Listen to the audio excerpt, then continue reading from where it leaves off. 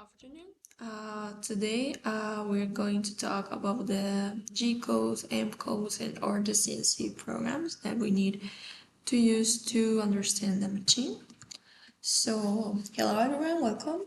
In this presentation, CNC programming, we'll learn how what G code and M codes are and how they're used to program a CNC machine. We also see the practical examples of real CNC programs so we can understand how they're structured and executed on the machine. Those machines are pretty important on the industry because it's actually crucial to understand how to run the codes and how to actually work because companies like Crane, like Honeywell are well involved on this program, so it's crucially to us for as engineers to actually know a little bit of this. So let's get started. First of all, we have to understand what is a CNC programming. Well, the CNC programming is the process of giving instructions to a machine tool using a specific language, mainly G code. CNC stands for Computer Numerical Control and allows us to automate machine operator with high precision. This language combines letters and numbers to tell the machine what to do, how to move, what the speed to use, when to turn the spindle on, and even where to change the tools. With that programming, the machine wouldn't know how to know to perform the job. That's why understanding the G codes, well, not the G codes, sorry. Understanding the codes is essential for a CNC operator or programmer. As we can see, it's pretty important to actually know how to run those types of codes because for that we are able to understand and to actually know how it works. And if also as engineers, it's crucial to actually know because we are going to have people we are going to be in charge, and those people, for example, are using the machines, and you know how to work and how to run the program because if something goes wrong, you have to be able to understand the problem, understand and where to attack and stuff like that. So yeah. So let's get started with alpha codes. Alpha codes are letters that represent specific function in the CNC program. For example, X, Y, and Z indicate coordinates in millimeters or inches. F says the feed rate, meaning how fast the tool moves while cutting, and S defines spindle speed in revolutions per minute. I love this one because I love to actually have the chance to have the chance to choose the speed of the spindle, like the revolutions are pretty interesting for me. And the T selects the tool to be used. The N is the block number, which helps organize and locate the program lines. Actually, I have a pretty fun story about the T tool section because I used to take this class, manufacturing processes, and on that class we saw the different functions of the CNC machine, and one of the activities was to actually be able to change the tool. And if I remember well, we use M06 and then you write the T, and the T specify the number of tool you want to change. The CNC has a carousel with 32 spaces, and you have to identify where the tool is. And for an example, I don't know why I remember this so well. Like this is scary. It was M06 and then T, and that tool I remember it was on the T4. Was the space number 4, and you have to write T4. And yes, that's pretty amusing for me. The N is the block numbers will help organize and locate program lines. O is the program numbers which identifies the file on the machine, and these alpha codes are combined with G and M codes to form complete instructions. And the G codes are also called preparatory codes. Okay, wait, I'm sorry, I'm talking more. Those are a few examples of the alpha codes, and let's get started with the other section. We have the G codes. Actually, most people would say that those are the most important, but not. I believe, and I'm pretty sure, that the three together are the combination, the nature of the three of each is the final result. So it's not less important or more important. So let's get started with the G codes. So the G codes, also called preparatory codes, tell the machine how to move or which mode of operation use. For example, we have on, and you can see in the screen a few examples. So let's get for each one. We have GOO, rapid movement of the tool. GO1, linear movement with cutting at the feed rate. Set by F. GO2 and GO3 circular moves in clockwise and counterclockwise directions, and selecting the the Y and X. G21 programming metric units. This one is as you prefer. If you want to work with millimeters, if you want to work with inches, it doesn't really matter. This is for taste.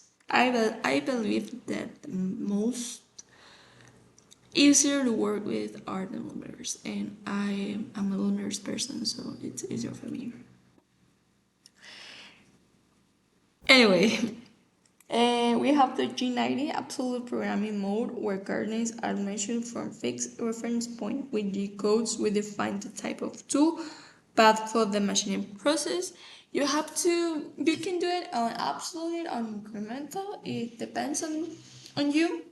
And those are little examples of the G codes. As you can see, it's part of the body of the code, and it's crucial to understand and actually interpret each code. So let's get started with the M codes. Okay. M codes are miscellaneous functions that handle auxiliary machine operations. Some key examples are we have shown you in the screen. The MO3 spindle on clockwise, MO4 turn the spindle on counterclockwise, MO5 stump the spindle, and M06 change the tune. Gotcha. I told you. The MO6 is for changing the tool, and you have to specify the number of tool with the T. So we have a little program here going on, and M30 and of the program and reset. Even though they don't control movement, they are essential for the core operation of the machine. As you can see, they don't control any movement, but they are crucial and important for the machine. Okay?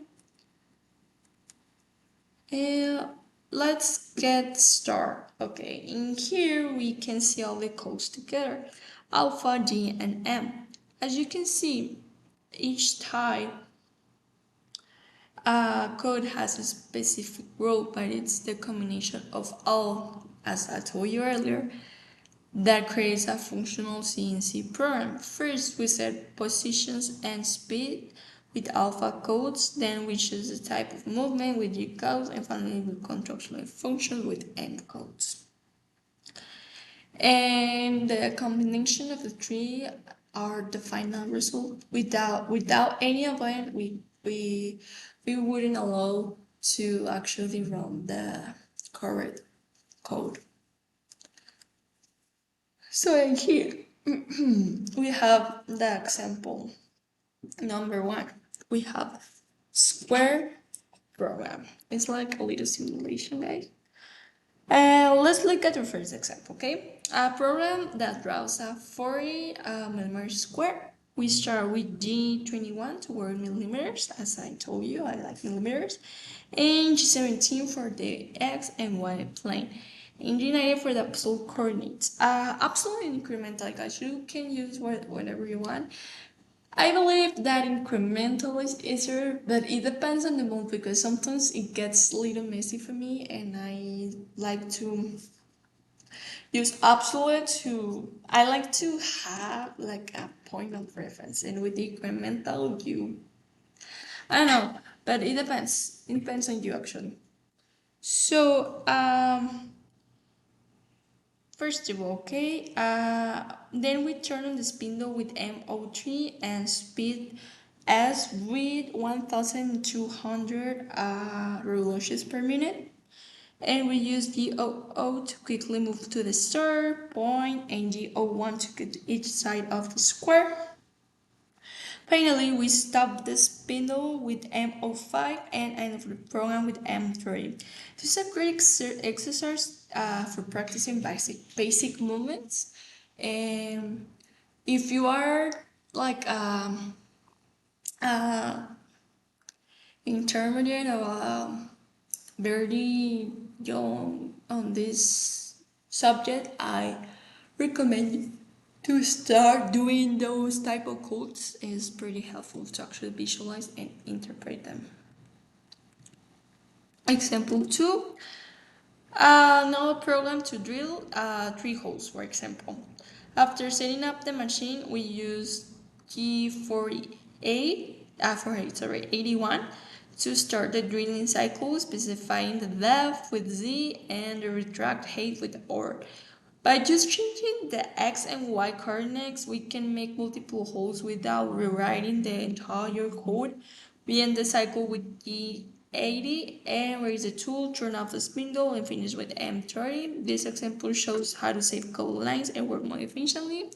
You can use this step or you cannot use it, whatever you want. But actually, I like it. Okay, next, moving on. We have the example number 3, the letter C. It's okay. Our last example is letter C, which represents the initial of the last name, Chavarria. And this program combines lines and arcs to form the letter. You can see how G01 movements and X and Y coordinates defines each segment. And then we lift the tool, stop the spindle, and close with M30. This kind of project is excellent for practicing custom shapes and creativity in programming. Okay? As we can see on this example, we have a little example of the engraving part. Is letter C, is the last, is the no letter of my last name, and as you can see, it's nothing peculiar in this one. It's actually following the structure, the body, and all that. Actually, something pretty important that I didn't mention and I didn't write on this. I'm sorry, guys. I just noticed it. Is that you have to write a semicolon after you write every code. You have to do it. Okay, it's crucial. I'm sorry. I slipped that away. Sorry. Sorry. So next. Okay, guys. Well, thank you so much if you watch the whole video. In summary, CNC programming is based on understanding and combining alpha, G, and AIM codes. Alpha codes set parameters and positions, as we talk about it in the previous slides. And G codes define movements, and M codes control function. As we said, the three together makes the whole result, so it's not the G code the most important or the M code the least important, okay? With practice, we can create programs for almost any shape or machining process. I encourage you to practice these three examples and then try and design your own programs. It's all for the only key of understanding those goals are practice by practice. So I encourage you to do it. So thank you for attention. Bye.